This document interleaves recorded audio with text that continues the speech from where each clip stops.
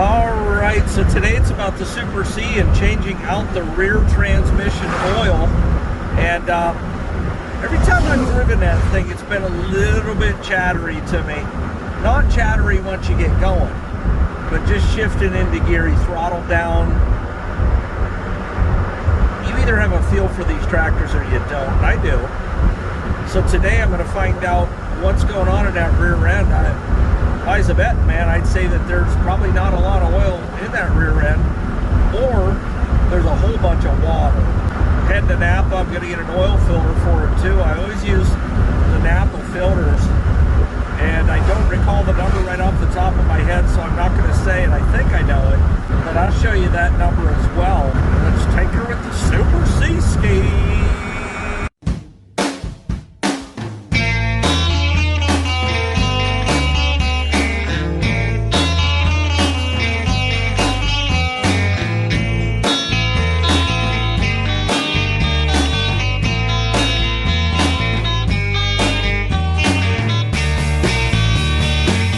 The filter that Napa offers, the gold filter, 1172. I was going to say 1171, so I'm glad I kept my mouth shut. All right, so what I plan on running in the rear end of this is pretty much what they call for.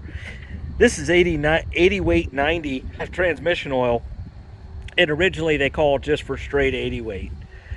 There are a lot of guys that run high tran in the rear ends of these tractors, and I'm going to tell you, they get away with it.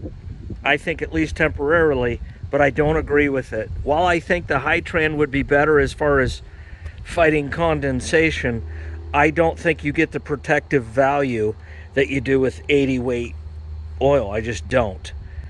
High tran's 10 weight oil. That's a pretty big difference. And yeah, I agree, it does have components to it that make it really, really good in comparison. But with the Farmall A, I went to 140 because I don't plan on running that in the winter, and it was just a little chattery, and it did quiet it down. So if you do have a noisy one, you put the 140 in there and you live in a southern climate, you don't plan on running it when it's 6 below zero, I think you'll be fine. But this is the stuff I'm going with today. Figure it out, 5 gallons in the rear roughly.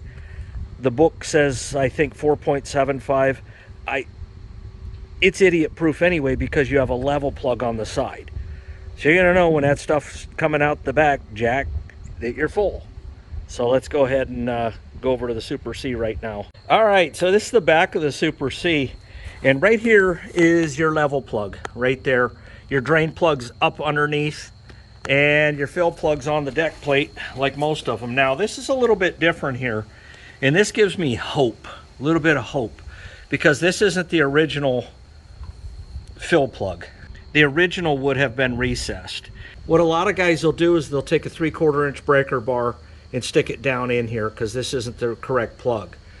But really, I think it could be 7/8. I don't know. But breaker bars are way to go. Again, this is not the original, but it does give me hope that somebody changed this out to make it easier to change what's in here out. So I'm going to go with, this has been changed out at least once in its lifetime over, say, I don't know, 60 years without even counting the years. So I don't know the history of the tractor, if it was left out a lot or used outside a lot. Just condensation alone, you're going to get water in the back end of this. Now, as far as the PTO, all right, it all shares. It shares. And that used to be square, but it is not anymore. It's rounded off. I don't know, maybe put a new one in there. That'd be a good idea. But to me, without even reading a book, I'm going to go with this is more of an inspection plug than a fill, because there's channels on each side of this that will bring that transmission oil back into the PTO itself. So that's that. Let's get rolling here. I'm going to fire this up, get it on level ground, so we can at least have a pretty good indication of what's in this thing or what's not.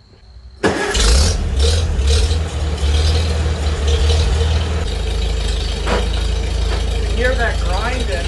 I got it throttled down, go over into third, and then down into reverse, and you're okay. All right, so you can see I'm out here doing field maintenance, and I always, if I'm going to be laying in stone or dirt, I always lay down a piece of blue board insulation, and man, does it make a difference. When you go to get up, you don't have a rock sticking in your knee. But what I got is I got a bunch of containers here that I'm going to catch that transmission oil in, and we're going to get underneath there and check this out. I'm going to use a ratchet just to turn it off of there, assuming that it will. It shouldn't be too tough to get off of there because those usually aren't the tough ones. It's usually these ones up here on the deck. So let's go down below and see where we can go. Of course, I grabbed my junkiest 1/2 inch. Come on, baby. Don't make me dead blow you. It is not coming off of there quite as easily as I thought, which means for a while. There it goes.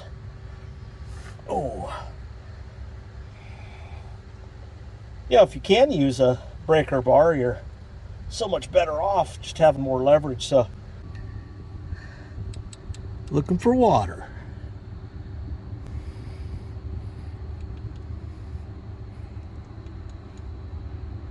Oh, it's gonna come gushing out of there.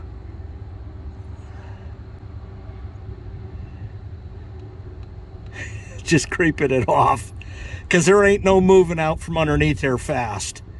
That's the problem. I can't believe it's not dripping water yet. I mean, is there nothing in it? He's got Teflon tape on there. That's a good sign. There we go. There's the H2O. Yeah, we're dripping pretty good now. First thing that should come out if you have water in there. That's the first thing that's gonna come on out.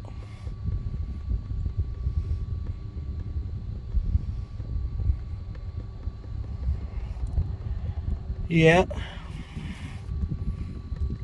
as suspected. You know, a lot of guys will say, "Oh, you sure that only takes 5 gallons? I got 6 out of mine." I says, "Yeah, you had a gallon of water." Well, we're going to clear the way now because this is going to gush. I don't care if I drop the plug in the bottom of the bucket. I really don't. There goes the big ugly. I think that first 1/2 gallon's going to be water. There we go. A lot more water trickling out of there. Run, boys. Well, there's your color. You like caramel? Well, that's it right there. It's actually, I've seen worse. I'll be honest with you. I most definitely have seen worse. And this is a 4.5 gallon bucket, so I'm getting ready to slide another bucket under there. And what I'll do, I'll just let the rest of that run out. I will tell you, the book says 4.75 gallons, and that's to a T right there, just about what was in there. I generally find that whatever the book says, it almost always takes a little more, especially with engine oil in the filter. I think it calls for 5 quarts with this. I'm going to tell you it's probably closer to 5.5 with that filter. But anyways, we're doing a rear end today. And my next move, what I'm going to do is I'm going to get the plug, put the plug back in it, and I'm going to put 4 gallons of, if I had it, I'd use kerosene, but I'm going to use diesel fuel, and I'm going to drive it around with that in there and slosh it up. When you're doing what I call the diesel flush, which most guys do, you're going to find out real quick how many bad seals you got on this thing. You'll leak right away. But it's not really a tractor I want to get rid of. So tearing this thing down, replacing the seals, axle bearings, no big deal to me. I plan on using this tractor in the winter for snow removal using the back blade. So we'll see how it does. Those skins are going to be really interesting, and but that's why I put the 80-90 weight in there, and on the Farmall A I use the 140 weight because I don't plan on running that in the winter, and it did quiet the gears down quite a bit. And you know me, I like my crescent wrenches. I can tell you honestly, based on how that transmission oil looked, somebody's been in this rear end, I'll tell you, within the last 5 years. And my original thoughts on this tractor, sitting outside quite a bit, after popping that plug and not getting a lot of water, I've seen water come straight out of it. The first 1/2 gallon is literally straight water. didn't have that here, had a few drops. So somebody's been into this rear end, and that's a good sign for me. Here we go with a beastly crescent wrench. Oh, excuse me. It's not of Crescent brand. Whatever. Now this is going to be fun. Coming at you. Oh, we're turning. See, when you use a big wrench, you got big leverage. Big wrench, big leverage. And that's why I use these. I say, you know, so far I'm not, let's put it to you like this. I'm more surprised that the oil wasn't worse. I can't harp on that enough. So yeah, this is just an old oil plug that they found that that fits. And we're gonna get some diesel fuel in there. Like I say, about 4 gallons, enough to slosh around in there. A lot of guys, they'll put diesel fuel in there and they'll drive around for several days, up hills, down hills, all over. I'm not gonna do that. I'm just gonna run it, slosh it around just enough to drain it out. And I'll skip that part, but just know that I'm about to do it when I shut this camera off. All right, so we're ready to pop this fill plug here, the Punxsutawney fill plug. There we go. You ever use one like this? There we go. Now, before I put the diesel in this and moved it around, I had it pretty level. Now we are on a slight angle, but I think we'll still be okay. And it's time to dumpsy divey, and we'll wait till it comes out of that hole, and then we're full. And I'm not going to have you watch me dump all 5 gallons in here. All right, and there you go. That's just a little shy of 5 gallons, and we're running, so no sense running on empty. We're going to go ahead and cap her down. You can see I bought this transmission fluid in 1 gallon jugs. If you're looking to save money, this ain't the way to go. The reason I did it is because it's a lot easier to work with 1 gallon at a time with a convenient handle on it in a tight space than it would be with a 5 gallon bucket. 5 of these cost me $127 at the dealership, and flat out, if he would have had a 5 gallon bucket, I could have saved about 25 bucks by buying 1 5 gallon bucket. So looking to save money, cut corners, at least on your wallet, get a 5 gallon bucket if you don't mind handling it in a tight space. The only thing left to do now, take her for a shake. Boom! Somebody told me I was immature and I needed to grow up. The clincher for him not watching any more videos was when I did boom! He couldn't take it. It was too immature for him. So there you go, Stormin' Norman.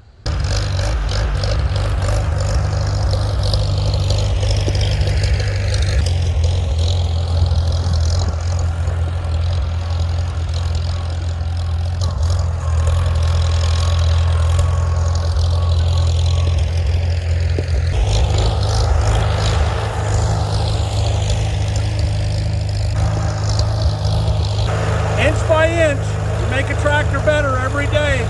Red power, boom! Well, hopefully you can hear me. You can see the governor surging right here. See that?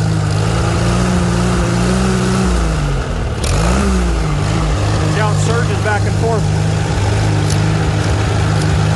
It could be a matter of just a bad spring to a complete rebuild.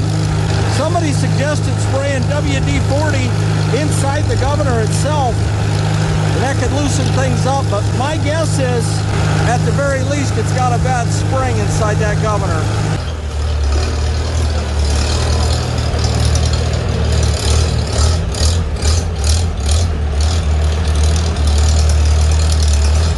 Hey, if you like antique red power and antique tractors in general, going to auctions for good used farm equipment and antique tractor pulls, this is it.